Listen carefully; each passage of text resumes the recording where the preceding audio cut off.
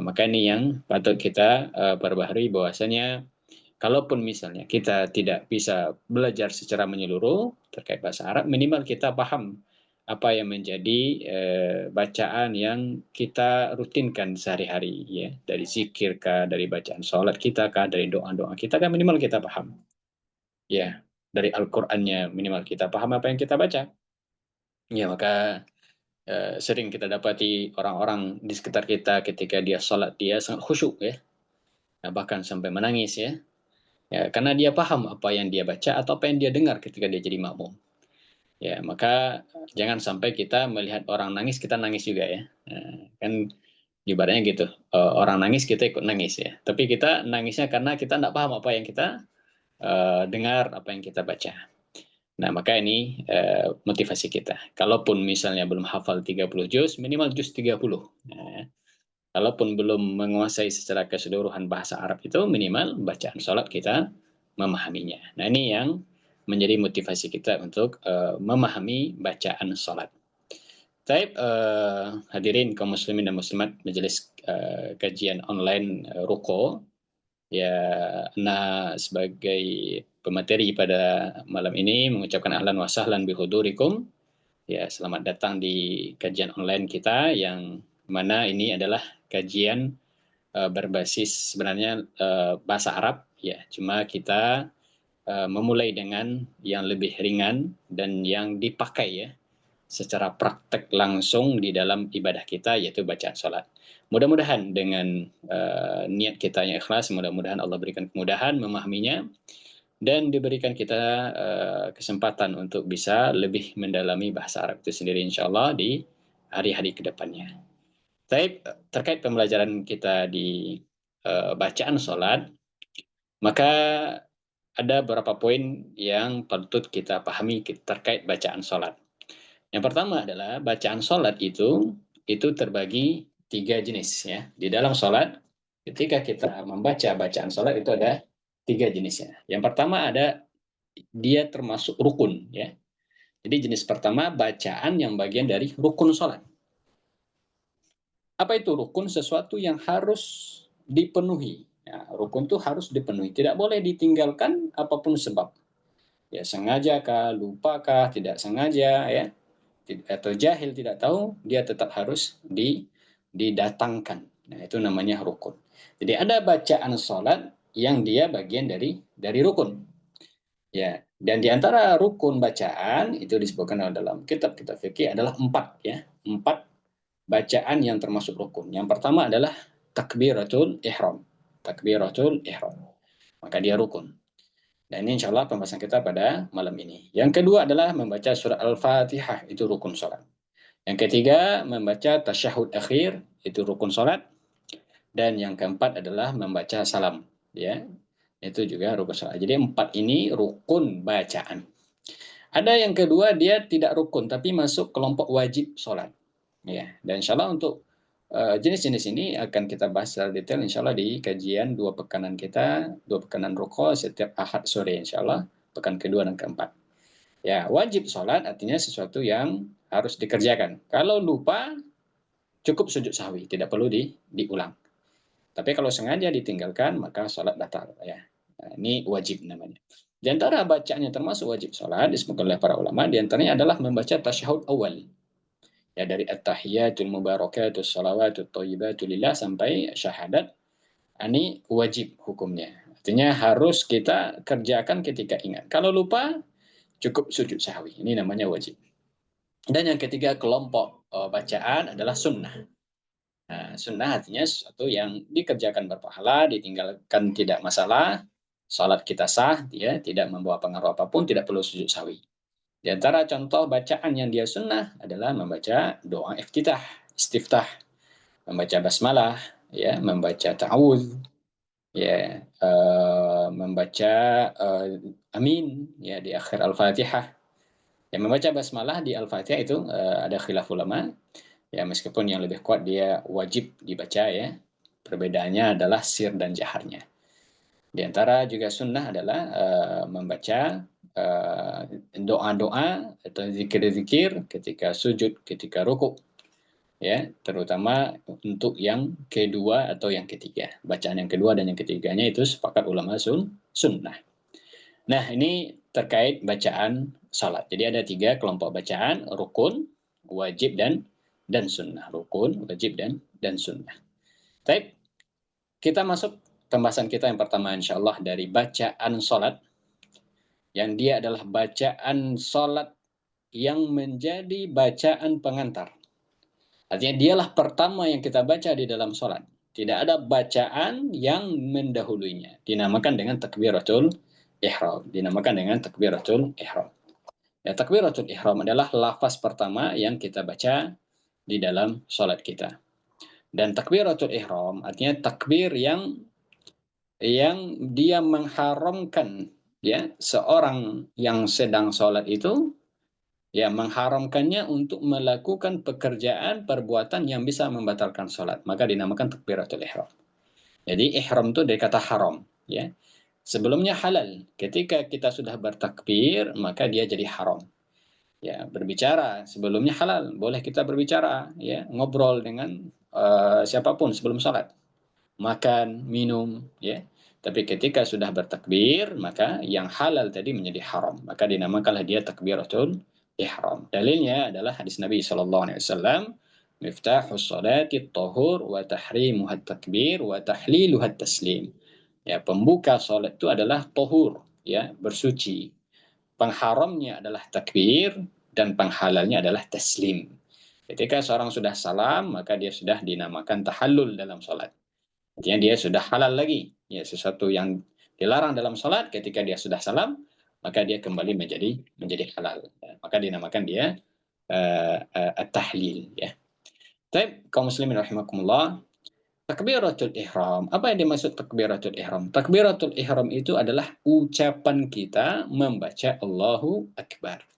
Jadi takbiratul ihram adalah rukun qauli, dia bukan rukun fi'li. Dia bacaan bukan perbuatan. Maka seseorang ketika sholat, kapan dia dianggap sah sholatnya? Kalau dia ucapkan dengan lisannya membaca Allahu Akbar. Sedangkan mengangkat tangan, ya, itu hukumnya sunnah. Tapi melafazkan Allahu Akbar ini wajib, hukumnya rukun sholat. Taib, ini bacaan pertama di dalam sholat adalah membaca takbiratul ihram. Kaum muslimin rahimani wa rahmakumullah, ketika kita membaca lafaz Allahu Akbar, maka di situ ada kandungan yang harus yang sebaiknya kita pahami, kita hayati, kita tadabburi. Ya, karena ini lafaz yang singkat ini memiliki kandungan yang sangat besar. Taib, dua lafaz Allahu sama Akbar. Dua kata Allahu dan Akbar. Inilah yang menjadi pembuka salat kita. Allahu ini adalah lafzul jalalah atau ismullahi al-a'zam. Dia adalah nama Allah yang paling agung, ya. Semua nama Allah Asmaul Husna itu dia mensifati ke nama yang agung ini, yaitu Allahu. Ya, maka Allahu dia puncak dari semua nama. Ya, nama yang lain itu sebagai pengikut, ya, sifatkah, badalkah. Tapi Allahu dialah nama yang paling utama. Ismullahi al-a'zam namanya. Ya, maka ketika kita sholat, maka yang pertama kita baca adalah nama Allahu. Allahu.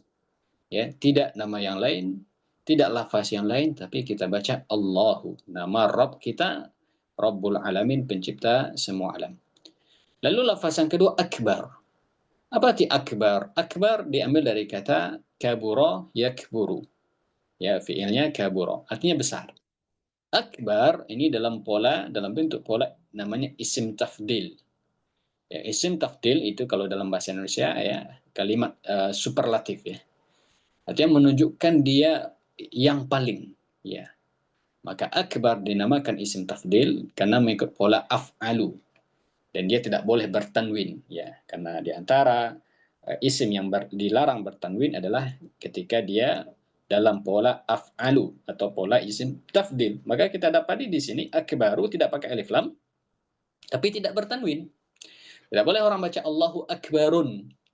Ya, meskipun dia tidak punya alif lam, tapi dia dilarang bertanwin. Kenapa? Karena masuk pola isim tafdil tadi. Akbaru ya diambil dari kata kabirun, maka akbar, kalau kabirun besar, maka akbar dialah yang paling besar. Atau dinamakan dengan terjemahan kita, dialah yang maha besar. Ya, maka ketika kita salat, inilah yang kita baca, Allahu Akbaru. Dan ini menunjukkan bagaimana ketika kita salat lalu kita baca lafaz Allahu Akbaru, maka di situ terkandung beberapa pelajaran. Ya, yang pertama ini menunjukkan akan kesempurnaan kemahabesaran Allah dari semua sisinya. Artinya tidak ada yang melebihinya, ya, dari selainnya dalam segala hal kesempurnaan. Dialah yang paling sempurna dalam hal apapun. Maka kalau kita kelompokkan, ya, kesempurnaan Allah ketika kita baca Allahu Akbar, maka di situ kita akan menyadari bahwasanya Allah sempurna dari semua hal yang patut kita berikan kepadanya. Yang pertama adalah Allah Maha Sempurna dari sisi rububiyahnya. Allah Maha Sempurna dari sisi rububiyahnya. Apa dari sisi rububiyahnya? Itu dari sisi dialah zat yang menjadi satu-satunya yang memiliki kesempurnaan dalam hal mencipta. Jadi rububiyah artinya adalah sesuatu yang itu adalah kembali ke perbuatan Allah. Di antaranya adalah dialah zat yang menciptakan. Dialah zat yang memiliki segalanya. Dialah zat yang mengatur segalanya di atas muka bumi ini. Dialah zat yang satu-satunya maha menghidupkan, maha mematikan. Yang memberi rezeki, yang menyembuhkan. Maka ketika kita sholat, kita baca Allahu Akbar, maka kita bisa membayangkan di situ bahwasanya Allah. Ketika kita sholat, dialah Allah yang kita sembah itu, dia yang paling sempurna dari semuanya. Penciptaan, penjagaan, pengaturan.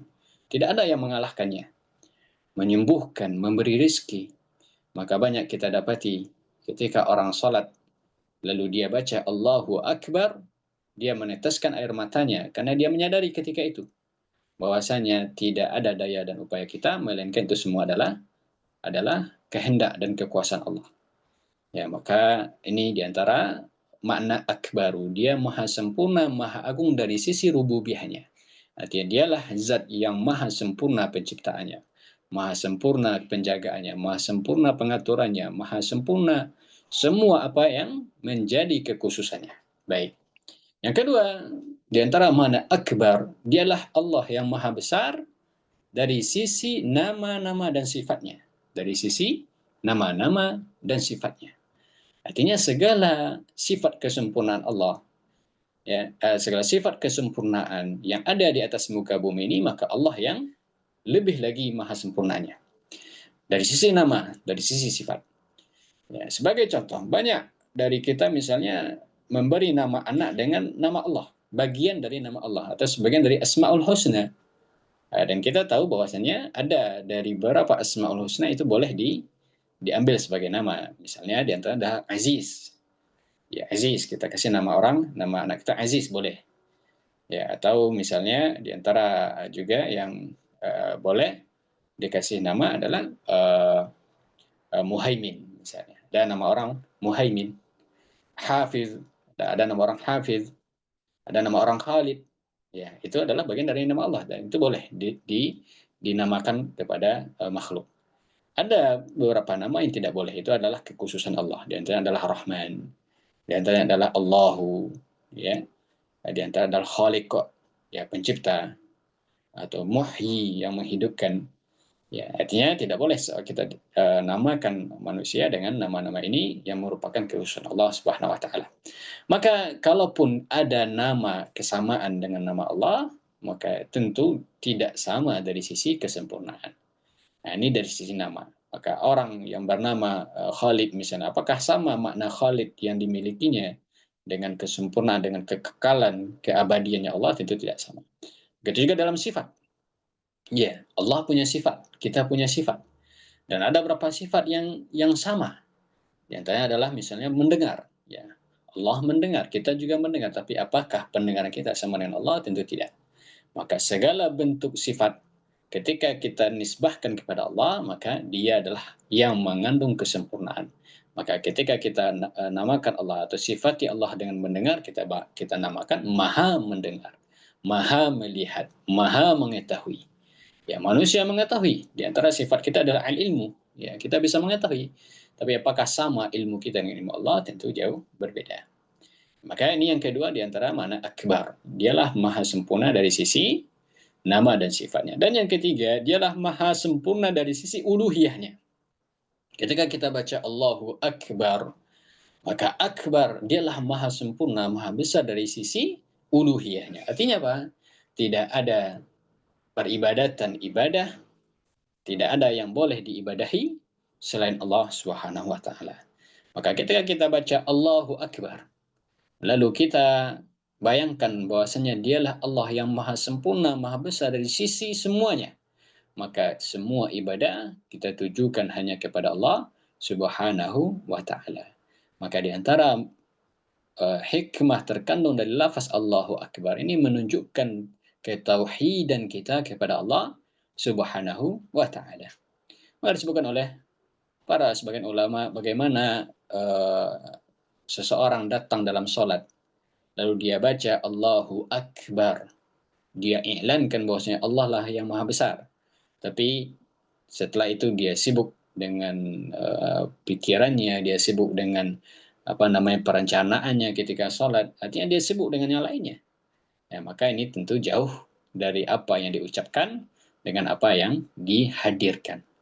Ya, maka ini makna yang terkandung dari lafaz takbir, bahwasanya di situ adalah makna ta'zim. Jadi takbir Allahu Akbar di situ adalah makna pengagungan kepada Allah Subhanahu wa taala dari semuanya, dari sisi rububiyahnya, dari sisi nama asma-nya, sifatnya, dari sisi uluhiyahnya, ibadahnya. Dialah Allah yang satu-satunya yang patut untuk diibadahi. Tapi di sini juga disebutkan oleh para ulama hikmah ya. Kenapa ketika sholat itu dimulai dengan Allahu Akbar? Kenapa tidak dimulai dengan Alhamdulillah misalnya? Kenapa tidak dimulai dengan Bismillah atau A'udzubillah ya? Dengan zikir-zikir yang lain. Dan di antara hal yang patut juga kita pahami di sini bahwasanya tidak boleh ada yang mendahului bacaan apapun dari bacaan sholat yang mendahului Allahu Akbar. Ya, karena dialah yang pertama yang dibaca. Ya, maka disebutkan atau kita dapati di lapangan ada sebagian kaum muslimin ketika sholat itu baca Bismillah. Sebelum takbir baca Bismillah. Bismillah, baru dia baca Allahu Akbar. Atau dia baca misalnya ayat-ayat tertentu, atau dia baca zikir-zikir tertentu, dia baca salawat dulu baru takbir misalnya. Nah ini tidak ada, ya tidak ada satupun bacaan sebelum takbir yang datang yang warid ya dari Nabi Shallallahu Alaihi Wasallam. Dan ini ditegaskan oleh para ulama ya. Di antara Imam Ibnu Qayyim rahimahullah taala mengatakan bahwa Nabi Shallallahu Alaihi Wasallam apabila berdiri menuju salat, beliau membaca Allahu Akbar walam yakul syai'an qablaha. Nabi tidak membaca apapun sebelumnya. Wala talaffaz bin niyati albattah, termasuk tidak melafazkan niat sama sekali. Baik. Jadi apa hikmah dimulai dari Allahu Akbar? Disebutkan oleh para ulama dan ini menunjukkan bagaimana detailnya ibadah sholat itu. Artinya ketika kita sholat lalu kita baca Allahu Akbar, maka di situ seakan-akan kita meninggalkan segala sesuatu di belakang kita. Dan segala sesuatu di belakang kita itu adalah sesuatu yang sangat kecil. Berarti kita menghadap kepada Allah, membaca Allahu Akbar, seakan-akan kita akan menuju sesuatu yang paling besar dan segala sesuatu di belakangnya itu kecil. Inilah makna terkandung dari lafaz Allahu Akbar. Maka di antara hikmah juga disunnahkan mengangkat tangan itu. Disebutkan oleh para ulama, kenapa ketika baca takbir Allahu Akbar kita angkat tangan, di antara hikmahnya itu menunjukkan kita melempar, membuang segala sesuatu dari urusan dunia, kesibukan kita ke belakang kita, lalu kita hadapkan, menyerahkan segala sesuatu yang kita miliki, badan kita, fisik kita, hati kita, ya, menuju Allah Subhanahu wa taala. Maka inilah yang dinamakan dengan munajat. Munajat. Seorang ketika dia salat berarti dia sedang bermunajat kepada penciptanya yang maha agung. Baik, inilah diantara hal yang terkait dengan bacaan. Yang pertama dari bacaan sholat adalah takbir Allahu Akbar. Kita masuk bacaan yang kedua dari bacaan sholat. Setelah bertakbir, itu kita membaca doa istiftah atau doa iftitah. Membaca doa iftitah. Dan apa itu doa iftitah? Doa iftitah adalah doa yang kita baca sebagai pembuka dari sholat setelah takbir. Jadi iftitah dari kata iftataha yang pembuka, yang membuka. Ya, jadi doa yang dibaca ketika seorang sholat sebelum membaca Al-Fatihah, maka dia disunnahkan membaca doa iftitah. Maka doa iftitah ini sepakat semua ulama hukumnya sunnah. Dia bukan rukun, bukan wajib. Artinya dianjurkan kita untuk membacanya. Membacanya mendatangkan pahala yang sangat besar. Tapi kalau misalnya sengaja kita tinggalkan atau lupa, maka tidak masalah, tidak ada sujud sahwi dan sholat kita tetap sah karena dia sunnah, karena dia sunnah. Dan doa iftitah itu sangat banyak datang variasinya, versinya dari Nabi Shallallahu Alaihi Wasallam dengan hadis-hadis yang keumumannya sahih atau hasan. Ini menunjukkan bahwasannya doa iftitah itu datang tidak hanya satu versi saja. Bahkan ada sampai diantaranya dalam modul kita yang disusun oleh Ustaz Firanda itu bisa sampai 11 ya versi bacaan doa iftitah. 10 atau 11 versi doa iftitah. Maka semua ini boleh kita baca ketika kita mau membaca doa iftitah. Bahkan afdolnya atau para ulama menganjurkan kita supaya menghafal lebih dari satu versi. Jadi jangan cukupkan dengan satu versi bacaan saja. Hafal doa-doa yang lain, di antara hikmahnya ketika kita baca doa iftitah dan kita hafal dengan beberapa versinya, maka kita bisa mengganti-ganti bacaan doa iftitah. Ya, mungkin dalam sholat ini kita baca versi ini. Dalam sholat yang satu lagi, sholat sunnahnya misalnya kita baca versi ini. Dan ini diantara kiat, disebutkan oleh para ulama, kiat untuk bisa lebih mendatangkan khusyuk dalam sholat. Ya, kenapa? Karena ketika kita sholat, lalu kita hanya bertahan terbiasa dengan satu versi bacaan saja ya dari kecil sampai dewasa, maka itu lebih mudah untuk seseorang lalai dalam bacaannya. Artinya karena dia sudah menjadi suatu rutinitas kebiasaan. Bahkan boleh jadi lidah kita sudah jalan begitu saja dan kita tidak paham apa yang kita baca ya dan kita malahan tidak menyadari sampai di mana bacaan kita ya, karena sudah menjadi rutinitas. Tapi kalau kita variasikan ya, maka itu mendatangkan intibah namanya. Ya, artinya kita datang fokus dan datang khusyuk ketika kita baca. Sehingga dengan itu mudah untuk kita tadabbur dan memahami maknanya. Apalagi juga di antara sebab kenapa kita menghafal beberapa versi di doa iftitah ini karena masing-masing versi doanya mengandung makna yang sangat menyentuh, yang sangat menggugah dan makna-makna yang sangat kita butuhkan. Ya, maka ini yang menjadi motivasi kita menghafal beberapa bentuk doa iftitah. Baik, di antara doa iftitah yang datang dari Nabi Shallallahu Alaihi Wasallam, dan inilah doa yang paling sahih disebutkan oleh para ulama, yang selayaknya seorang Muslim ketika sholat jangan sampai tidak hafal doa ini. Dia sunnah ya, tapi sangat dianjurkan artinya. Dia banyak orang, apalagi dari kaum muslimin di Indonesia secara khusus, itu banyak menghafal versi doa iftitah yang umum dipakai seperti Allahu Akbar kabira, wajjahtu wajhiya lilladzi fatara samawati wal arda misalnya. Tapi luput dari satu doa ini. Ya, padahal ulama mengatakan dialah doa yang paling sahih yang datang dari Nabi Shallallahu Alaihi Wasallam karena ada dalam riwayat Imam Bukhari dan Muslim atau riwayat Imam Muslim. Yaitu doa ini diriwayatkan oleh sahabat Abu Hurairah radhiyallahu taala anhu. Disebutkan oleh Abu Hurairah, ya karena Rasulullah Shallallahu Alaihi Wasallam idza kabbara fi shalah. Bahwasanya Rasulullah Shallallahu Alaihi Wasallam ketika beliau bertakbir di dalam salat, sakata hunayyatan. Kata Abu Hurairah, sakata hunayyatan. Nabi diam sejenak. Hunayyah artinya beberapa jeda waktu. Qabla an yaqra. Beliau diam sebelum membaca surat Al-Fatihah. Fakultu, maka kata Abu Hurairah, Ya Rasulullah, bi abi anta wa ummi. Ya Rasulullah, tebusanmu adalah bapak dan ibuku. Dan ini biasa dipakai oleh orang Arab, menunjukkan kesungguhan ya dalam mengungkapkan sesuatu. Apa kata Abu Hurairah? Ara'aita sukutaka baina takbir wal qira'ati ma taqulu? Ya Rasulullah, saya lihat diammu antara takbir dengan membaca Al-Fatihah. Ma taqulu? Apa yang kau baca ya Rasulullah? Maka kata Nabi sallallahu alaihi wasallam, aqulu, ya, saya membaca. Maka perhatikan, berarti doa ini itu langsung diajarkan Nabi dengan lisan beliau kepada sahabat Abu Hurairah. Ya, bukan berasalkan dari pendengaran sahabat, enggak. Nabi langsung yang mengajarkan.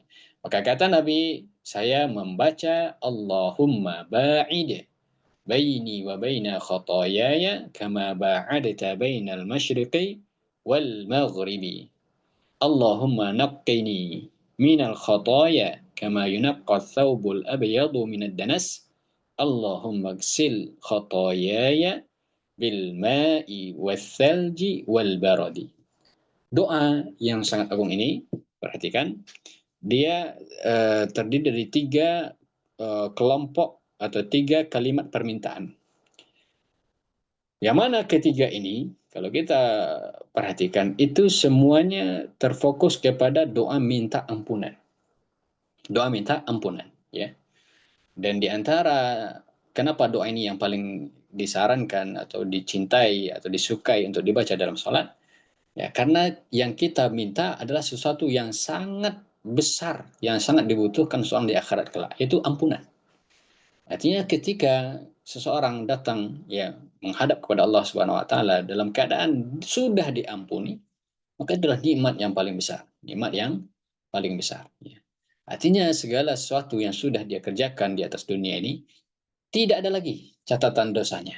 Bersih. Itulah yang dinamakan maghfirah, itulah dia dinamakan ampunan. Maka permintaan terbesar seseorang di atas dunia ini adalah minta diampuni Allah Subhanahu wa taala.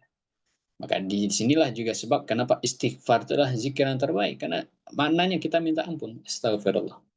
Dan juga di antara fadilah-fadilah amal, kalau kita perhatikan, ya di antara fadilah yang paling banyak itu adalah ampunan.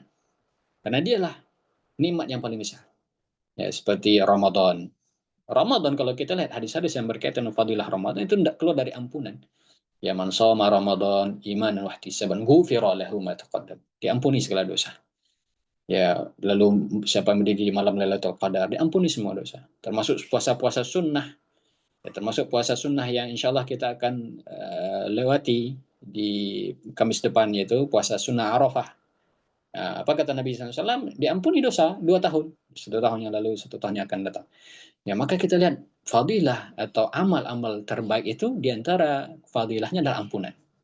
Di antara fadilah adalah ampunan, karena adalah nikmat yang terbesar.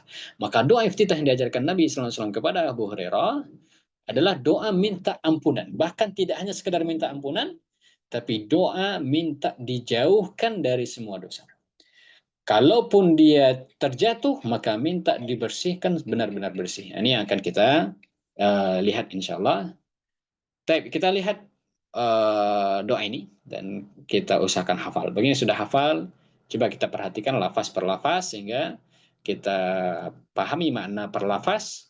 Ya, mudah-mudahan dengan itu ketika kita baca doa ini, ya kita bisa langsung menyerap maknanya dan kandungannya. Ketika kita baca, kita langsung menyadari apa yang kita minta.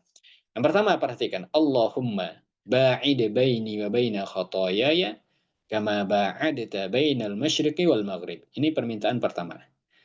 Allahumma, apa arti Allahumma? Allahumma artinya maknanya adalah ya Allahu. Allahumma adalah bentuk lain dari ya Allahu. Artinya dia adalah kalimat nida, ya, panggilan. Allahumma artinya ya Allah. Ya, maka sering kita dapati di antara bentuk-bentuk doa itu dimulai dengan Allahumma. Di antara bentuk doa juga dimulai dengan Rabbana. Itu juga nida, ya, panggilan. Rabbana itu asalnya adalah ya Rabbana. Ya Rabbana. Allahumma juga sama maknanya. Ba'id. Ba'id. Apa arti ba'id? Dari kata ba'ada. Ba'id ini bentuk fi'il amarnya, ya, perintahnya. Ba'id artinya jauhkanlah, ya, dari kata ba'ad, dari kata ba'id, jauh.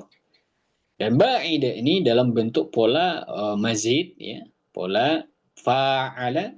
Di antara maknanya adalah menunjukkan makna mubalaghah. Mubalaghah itu artinya menunjukkan sesuatu yang berlebih, yaitu mubalaghah. Maka ba'id artinya jauhkanlah benar-benar jauh. Jadi tidak hanya sekedar jauh saja, tapi benar-benar dijauhkan sejauh-jauhnya. Nah, inilah kita minta, ya Allah, ba'id, jauhkanlah. Baini. Baini gabungan dari dua kata, baina sama ya. Ya. Baina artinya antara. Baini antaraku. Ya. Jauhkanlah antaraku. Wa baina. Wa dan baina antara khotoya ya. Khotoya. Khotoya yang dua kata. Khotoya sama ya lagi ya. Khotoya ini jamak dari khoti'ah. Khoti'atun. Khoti'atun artinya kesalahan. Dosa. Itu khoti'ah. Jamaknya khotoya. Maka artinya adalah ya Allah, jauhkanlah antaraku dan antara kesalahan-kesalahanku. Nah, ada ya di ujungnya berarti itu aku. Jauhkanlah antaraku dan antara dosa-dosaku.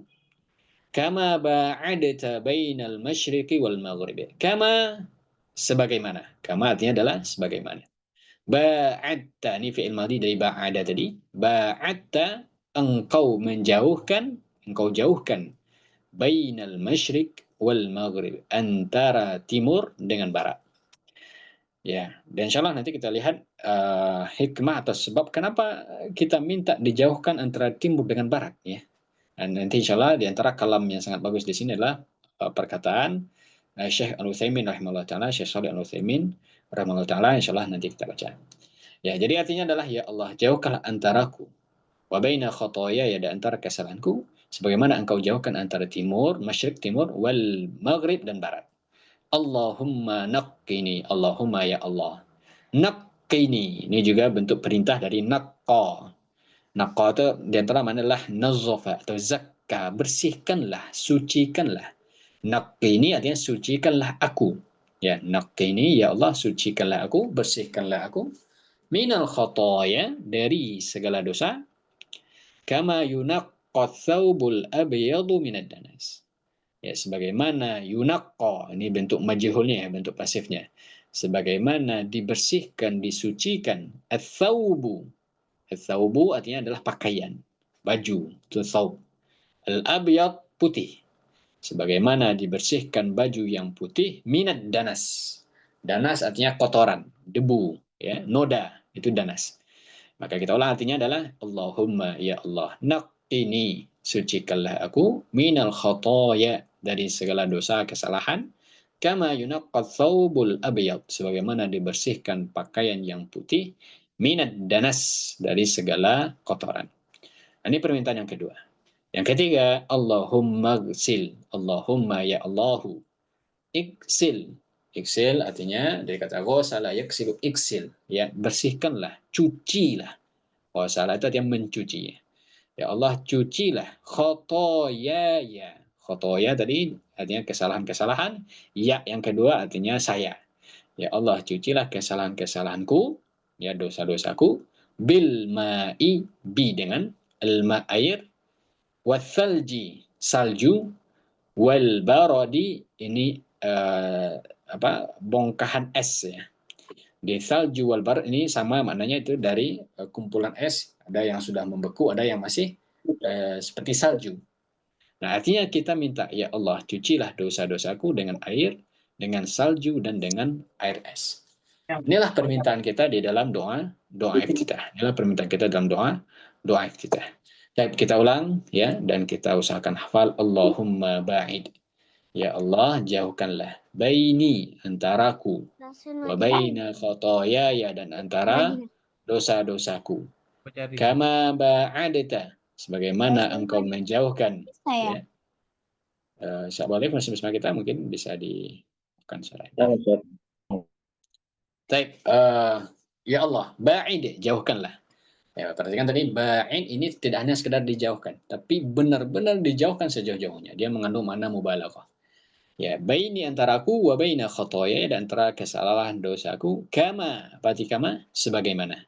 Ya, gabungan dari ka sama ma. Ka itu, kama itu jar majrur ya, istilah dalam bahasa Arab. Digabungkan dia artinya sebagaimana. ba'adta, engkau sudah menjauhkan, bainal masyriq, antara timur al-masyriq, wal maghrib, dan antara barat.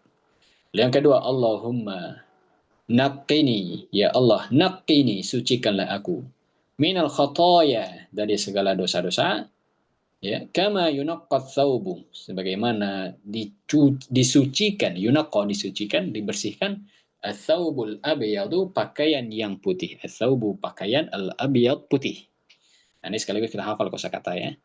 Minad danas, danas kotoran, noda, ya. Semana baju putih dibersihkan dari noda.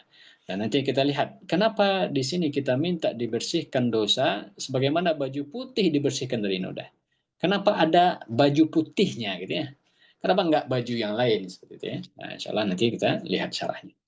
Lalu yang ketiga, Allahumma ksil, ya Allah cucilah khotoyaya, segala dosaku, bil ma'i, dengan air, ya, wasalji, dengan salju, dengan es, wal barodi, dan dengan air yang dingin, dan dengan air yang dingin. Taib, ini doa iftitah versi pertama yang banyak dipakai dan dianjurkan oleh para ulama untuk kita hafal.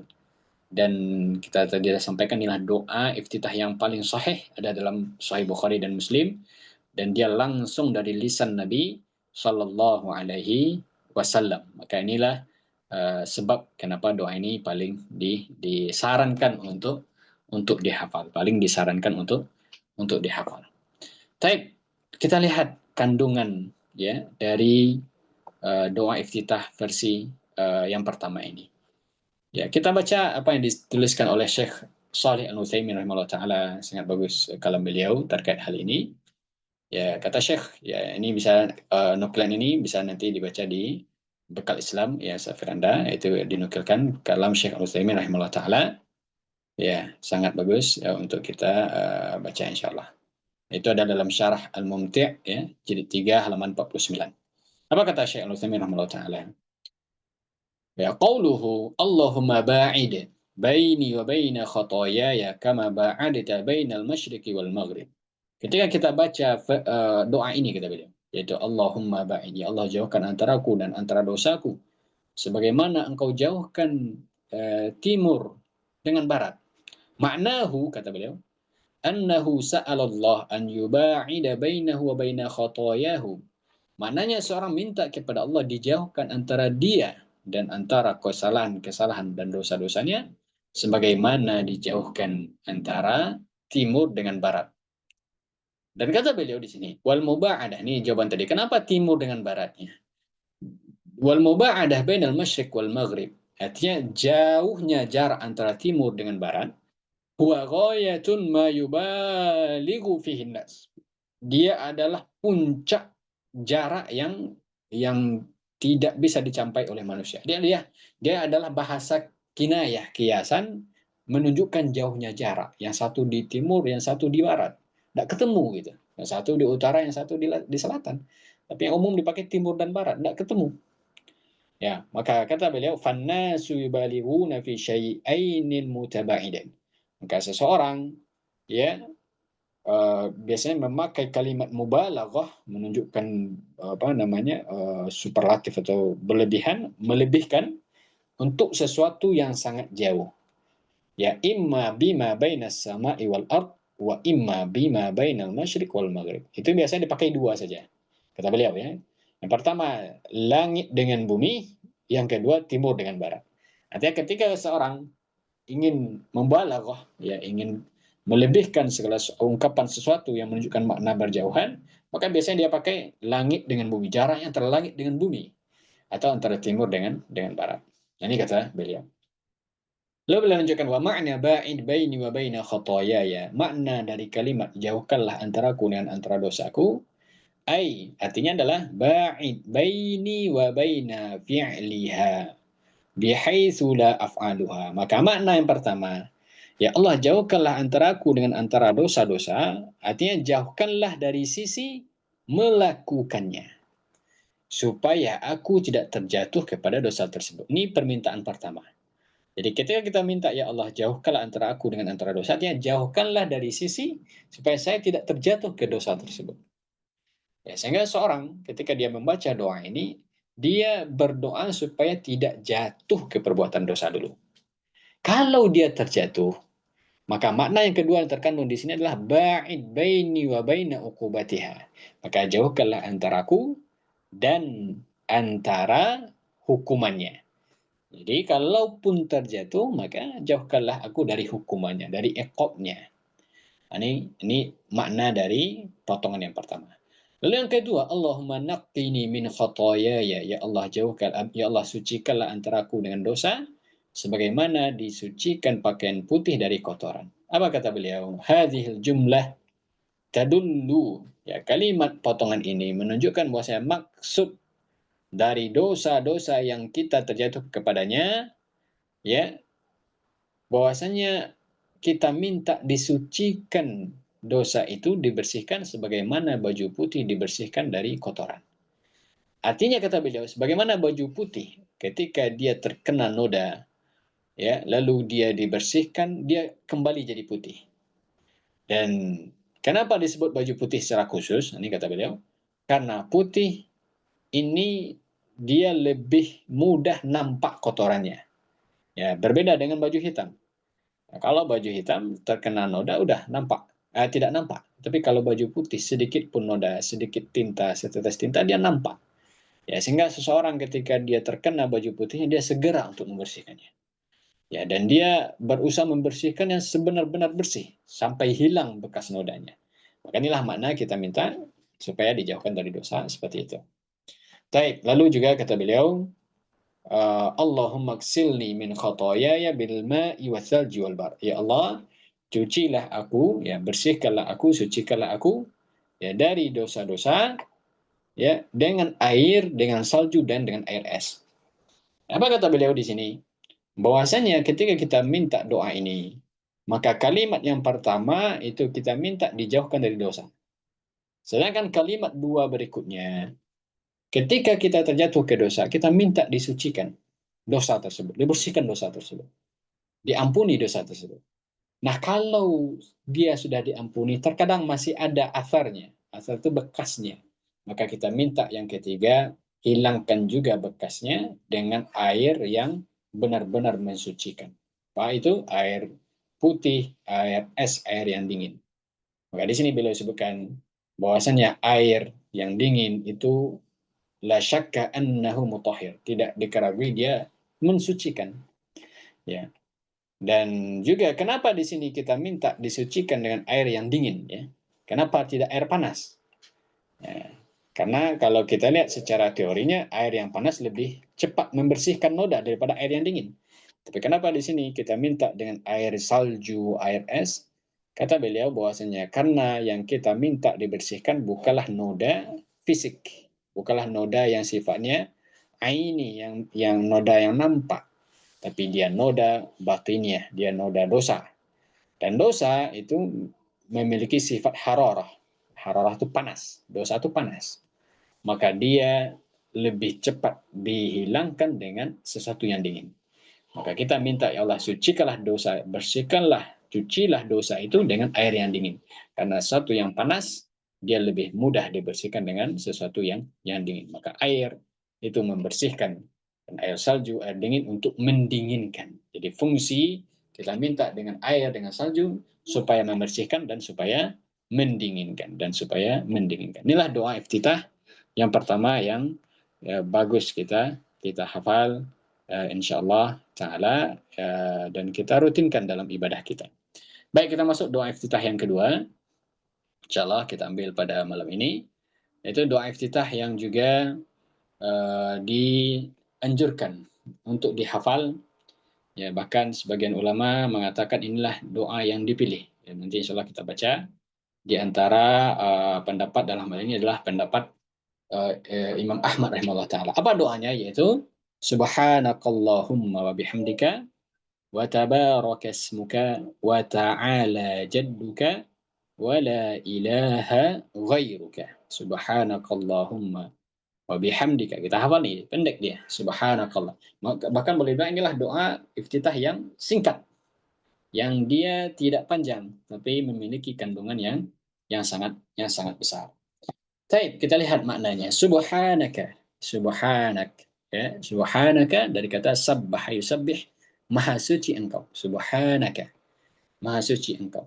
Allahumma, Allahumma tadi kita sudah paham, yaitu ya Allah, maha suci engkau ya Allah. Wa bihamdik, dan segala puji untukmu. Maka yang pertama suci, yang kedua puji. Ya, maka kita agungkan Allah dengan tasbih dan dengan tahmid. Ya, maha suci engkau ya Allah, dan segala puji untukmu. Tabarakasmuka. Tabarak artinya namamu. Tabaraka artinya penuh berkah. Dia menunjukkan sifat paling mubalaghah. Ya, tabaraka itu artinya wazan tafa'ala menunjukkan makna yang sangat tinggi. Artinya tabarakasmuka sangat tinggi namamu, sangat berkah namamu. Wa ta'ala jadduk. Wa ta'ala jadduk, dan sangat agung ya jadduk. Jadduk itu artinya azamatuk, ya, sangat tinggi. Jadduk sangat tinggi keagunganmu, ketinggianmu, ya, kebesaranmu, itu makna jadduk. Wala ilaha ghairuk, dan tidak ada Tuhan yang patut disembah secara hak, ya, selain engkau ya Allah. Perhatikan di sini, ya, di bacaan yang kedua ini doa iftitah, kalau kita lihat dia tidak ada permintaan secara khusus, doa tolaknya. Berbeda sama doa iftitah yang pertama, itu isinya semuanya permintaan. Maka kenapa ini bagus kita gabungkan? Ya, karena doa itu ada dua macam. Pertama doa sana namanya. Doa sana itu artinya doa yang isinya pujian. Nah, ini yang kedua ini doa sana. Kita puji Allah dengan tasbih, dengan tahmid, lalu kita agungkan namanya. Lalu kita katakan tidak ada Rabb selain Engkau ya Allah yang patut disembah. Ini semua pujian. Dan doa yang kedua doa tolab, doa yang maknanya permintaan. Itulah yang kita baca di doa iftitah yang pertama, Allahumma ba'id. Permintaan semua. Maka ketika kita hafal dua doa ini, Masya Allah, bagaimana dua bentuk doa ini sangat kita butuhkan.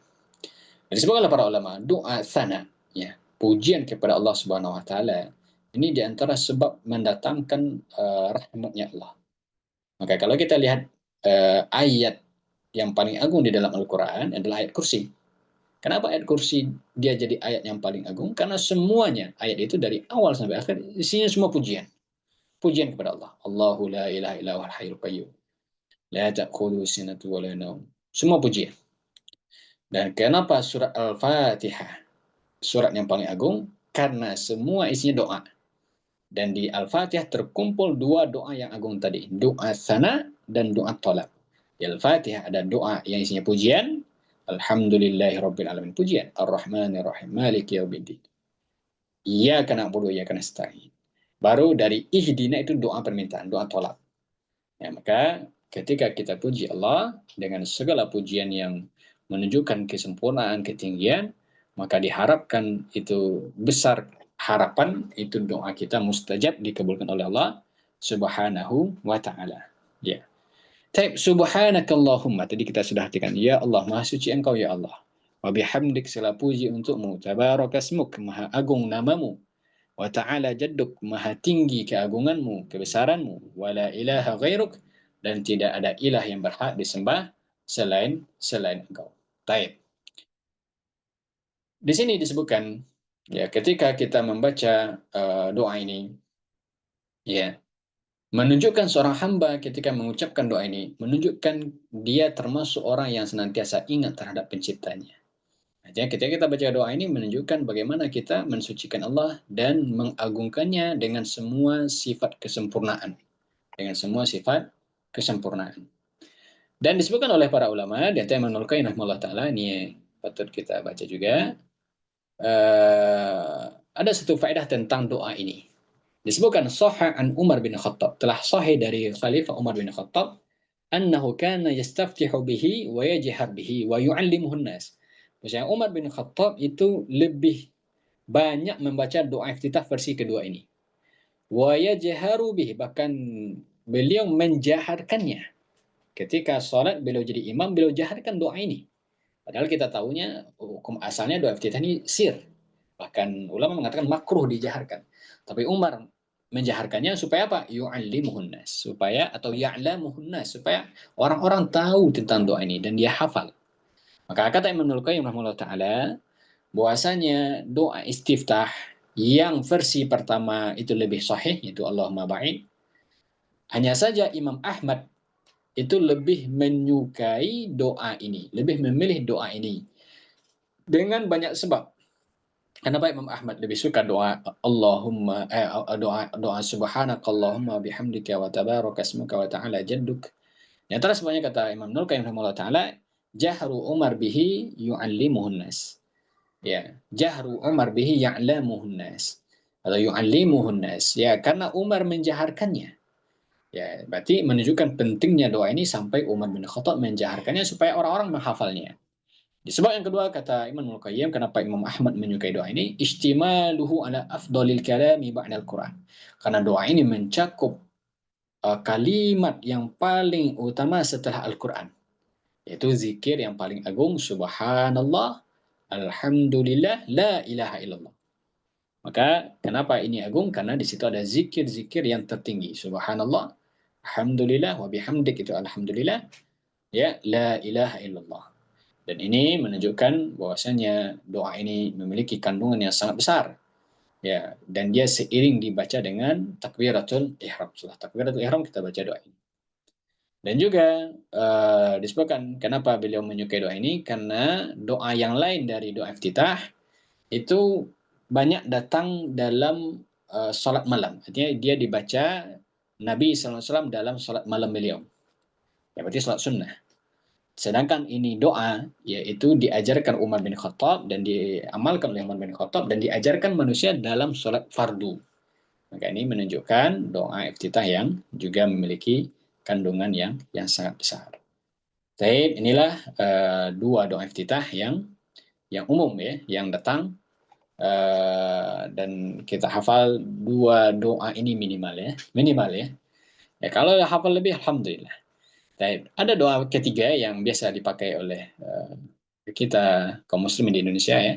Dan biasanya itu adalah uh, dia dua doa, dua riwayat digabungkan jadi satu. Yaitu Allahu Akbar kabira walhamdulillahi katsira wa subhanallahi bukrata wa asila. Ya, lalu setelah itu Pak, wajjahtu wajhiya lilladzi ya fatara samawati wal arda hanifan muslima wa ma ana minal musyrikin. Ya. Ini doa sebenarnya adalah dua riwayat yang berbeda. Tapi di kitab-kitab fikih itu digabung. Baik, yang pertama kita Allahu Akbar kabira walhamdulillahi katsira wa subhanallahi bukrata wa asila. Sampai ini aja. Berarti ini kalau kita baca ini sudah cukup. Karena dia doa iftitah satu versi. Tidak perlu ditambah dengan wajah tuh. Karena itu versi yang lain atau riwayat yang lain. Maka Allahu Akbar kabira walhamdulillahi katsira wa subhanallahi bukrata wa asila. Ini doa yang juga singkat ya, bagus kita hafal dan kita pakai di dalam salat kita ya sebagai variasi bacaan. Allahu Akbar kabira ya Allah. Afan tidak ada doanya. Allahu Akbar, Allah Maha Besar. Kabira dan menunjukkan dia mana taukid, ya artinya Maha Besar. Artinya segala besar dengan segala kebesarannya. Walhamdulillahi katsira. Segala puji bagi Allah dengan pujian yang banyak. Wa subhanallah, maha suci Allah, bukratan wa asila di waktu pagi dan di waktu sore. Ya, maka ini doa juga doa yang sangat agung kita hafal. Allahu Akbar. Singkat. Allahu Akbar kabira, walhamdulillahi katsira, wa subhanallahi bukratan. Bukratan itu artinya di waktu pagi ya, awal nahar. Wal asila itu di waktu sore akhir siang. Di bukra itu awal siang, asilan ya akhir siang, itu sore hari. Kenapa doa ini agung? Disebutkan dalam riwayat, ya. Doa ini mengandung, ya, kenapa dia agung? Karena di situ ada pujian, ya, pensucian, ya, dan apa namanya? Kita mensucikan Allah di waktu pagi, di waktu sore. Dan di antara sebab doa ini juga agung atau diunggulkan, itu berdasarkan riwayat dari khalifah atau dari sahabat Abdullah bin Umar radhiyallahu taala anhuma. Apa kata beliau? Bainama nahnu nusalli ma'a Rasulillah sallallahu alaihi wasallam. Tatkala kami sedang salat bersama Rasulullah sallallahu alaihi wasallam. Idz qala rajulun minal qaum. Lalu ada seseorang membaca lafaz ini, Allahu akbar kabira walhamdulillahi katsira wa subhanallahi bukratan wa asila. Maka Rasulullah sallallahu alaihi wasallam mengatakan, "Ajibtu laha." Ya, aku sungguh takjub dengan doa yang dibaca fulan tadi. Futihat laha abwabus sama. Dibukakan, disebabkan doa tadi, dibukakanlah pintu-pintu langit. Maka kata Ibnu Umar, "Fama taraktuhunna mundu sami'tu Rasulullah sallallahu alaihi wasallam yaqulu dzalik." Maka saya tidak pernah tinggalkan doa ini sejak Rasulullah SAW mengatakannya, mengucapkan kalimat tadi. Artinya dibukakan pintu langit karena doa orang tadi. Ya. Maka ini diantara keutamaan fadilah kita membaca doa Allahu Akbar kabira, walhamdulillahi katsira, wa subhanallahi bukrata wa asila. Tapi tiga versi doa yang rasa-rasanya cukup. Ada 11 lagi kalau mau kita hafal. Itu jauh lebih baik ya dan bisa jadikan variasi bacaan. Di antaranya adalah wajjahtu wajhiya lilladzi fatara samawati wal arda hanifan muslima wa ma ana minal musyrikin inna salati wa nusuki wa mahyaya wa mamati lillahi rabbil alamin ya la syarika lahu bidzalika umirtu wa ana awwalul muslimin atau wa ana minal muslimin. Allahumma antal maliku la ilaha illa anta subhanaka wa bihamdik. Nah, ini juga versi bacaan yang lain. Tapi ada beberapa poin terkait doa iftitah yang penutup kajian kita pada malam ini. Di antara adalah apakah boleh digabungkan doa-doa ini dalam satu salat ya. Jadi misalnya kita salat lalu kita baca Allahumma ba'id, kita baca subhanakallahumma bihamdik, kita baca wajjahtu lillazi, kita baca Allahu akbar kabira misalnya seperti tadi. Boleh tidak digabungkan dalam satu salat? Maka pendapat yang lebih kuat Allah alam ya tidak digabungkan ya antara doa-doa tadi dalam satu salat tidak digabungkan. Pertama karena ini tidak ada sunnahnya ya, tidak didapati riwayat Nabi SAW menggabungkan. Maka yang sunnahnya apa? Memvariasikan bacaan di salat yang berbeda. Artinya salat zuhur mungkin baca ini, nanti salat qobliyah ba'diyahnya baca ini, salat asar baca ini. Artinya dia divariasikan di salat yang berbeda. Tapi dalam satu salat digabungkan, maka ini yang lebih kuat tidak disarankan dan tidak dianjurkan. Meskipun ada sebagian ulama yang mengatakan dia boleh dan bahkan dianjurkan menggabungkan doa-doa ini dalam satu ibadah. Jadi adalah pendapat Imam Nawawi rahimahullah taala itu mengatakan boleh dan malah sunnah kata beliau digabungkan. Tapi yang lebih kuat Allahu alam karena tidak ada dalil yang datang maka lebih afdalnya adalah satu variasi dalam satu salat kita. Tapi juga disebutkan apa faedah ketika kita menghafal dan memvariasikan bacaan doa iftitah ini di salat yang berbeda. Faedah pertama adalah kita mengamalkan sunnah. Kenapa? Karena Nabi Shallallahu Alaihi Wasallam itu ketika sholat beliau membaca doa iftitah dengan variasi yang berbeda. Maka ketika kita mempraktekkannya berarti kita mengikuti sunnah Nabi Shallallahu Alaihi Wasallam. Dan faedah yang kedua adalah kita menghidupkan sunnah. Apalagi kalau banyak dari kaum muslimin sudah meninggalkan sebagian doa. Maka ketika kita baca, lalu kita hafal, lalu kita ajarkan, berarti kita menghidupkan sunnah yang sudah mulai ditinggalkan. Ya. Faedah yang berikutnya supaya ketika kita sholat itu keluar dari rutinitas. Karena ketika kita variasikan, maka lebih mudah mendatangkan kekhusyuan di dalam sholat kita, insya Allah ta'ala. Baik, inilah materi kita pada malam ini. Mudah-mudahan menambah ilmu untuk kita. Ya, kita simpulkan berarti kita dapat dua bacaan ya di dalam sholat yang merupakan bacaan sebagai pengantar. Pertama, takbiratul ihram, kedua doa iftitah. Takbiratul ihram Allahu Akbar, yaitu Allah yang Maha Besar. Doa iftitah ada 3 variasi atau 4 versi yang tadi kita sebutkan. Tinggal kita hafal dan tinggal kita praktekkan dan kita pahami maknanya insyaallah ta'ala. Baik, barakallahu fikum jazakumullah khairan. Silakan bagi teman-teman yang ada pertanyaan, kita buka sesi tanya jawab terkait materi kita atau bacaan sholat ya.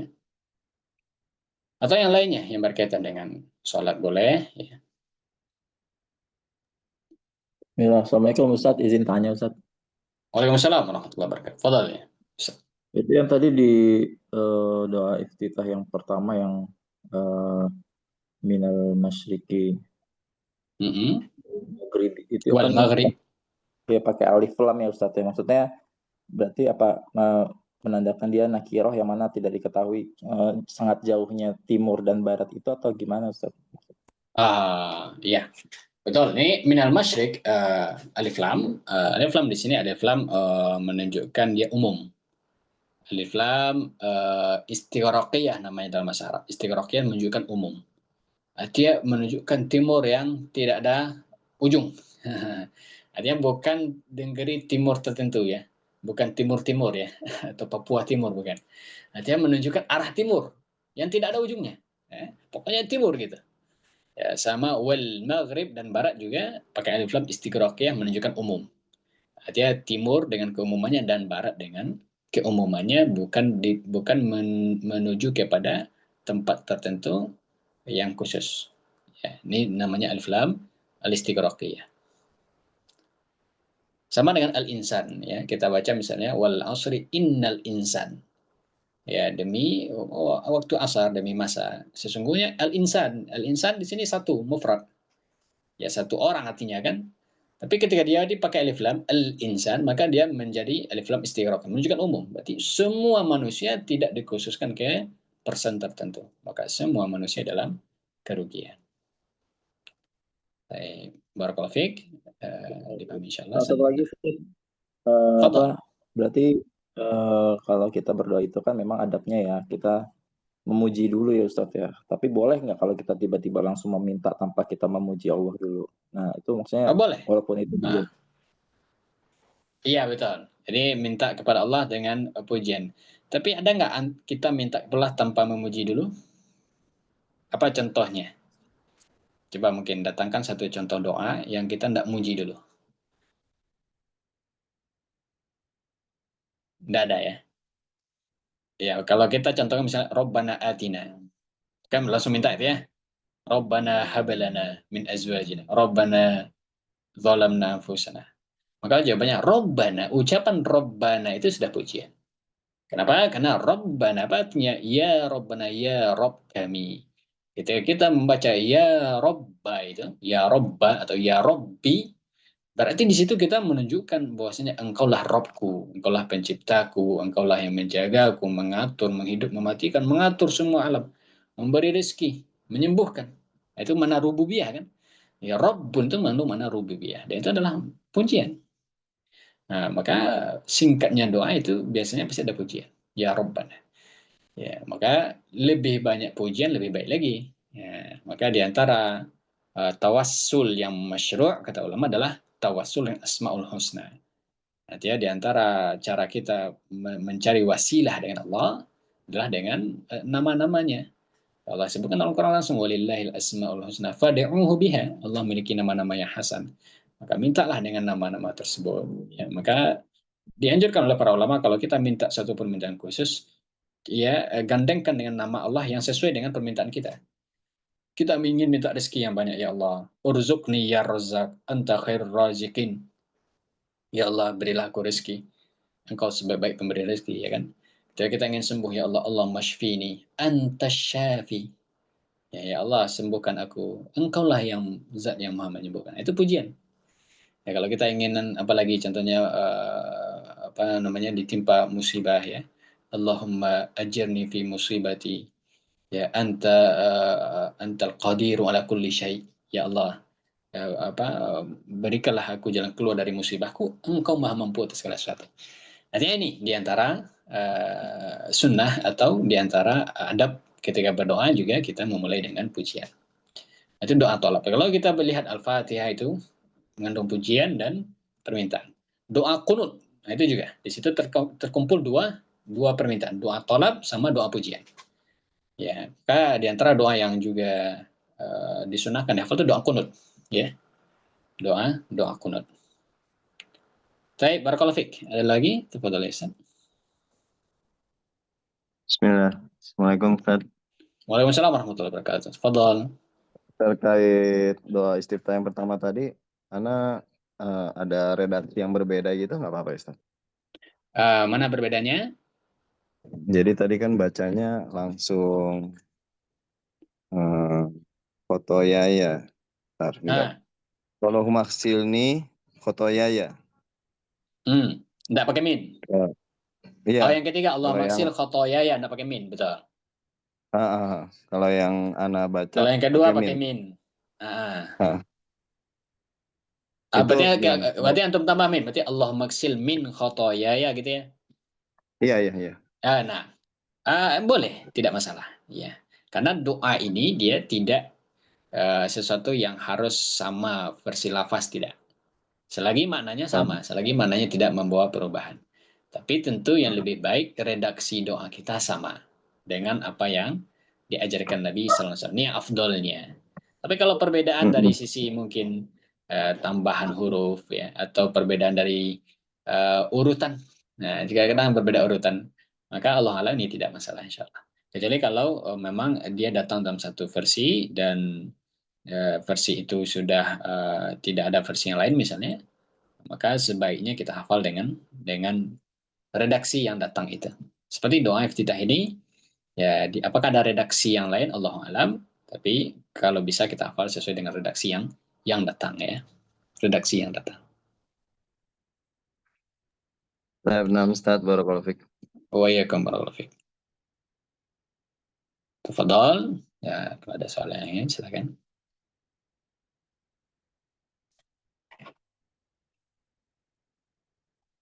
Baik, tidak ada, cukup insya Allah. Berarti kita sampai di doa iftitah. Kita lanjutkan insya Allah di pertemuan berikutnya.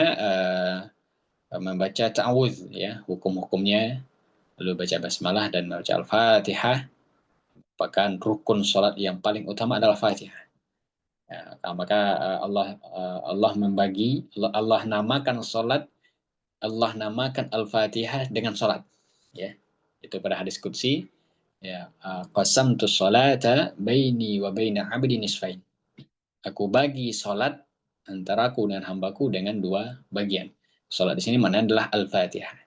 Maka Al-Fatihah dinamakan salat karena dialah rukun yang paling agung, yang paling utama. Maka alangkah baiknya kita mentadaburi, memahami makna Al-Fatihah dan kandungan apa yang kita minta di Al-Fatihah itu ya. Dan kenapa dia menjadi rukun salat? Kenapa tidak surat yang lain misalnya? Ya banyak surat Al-Quran. Kenapa Al-Fatihah yang dipilih? Ya tentu ada hikmah dan ada sebab yang pasti dia menunjukkan lebih dari yang lainnya. Insyaallah di sisi berikutnya, barakallahu fikum. Jazakumullah khairan, mohon maaf atas kekurangan. Kita tutup dengan doa kafaratul majelis. Subhanakallahumma wabihamdika, asyhadu an la ilaha illa anta, astaghfiruka wa atubu ilaik.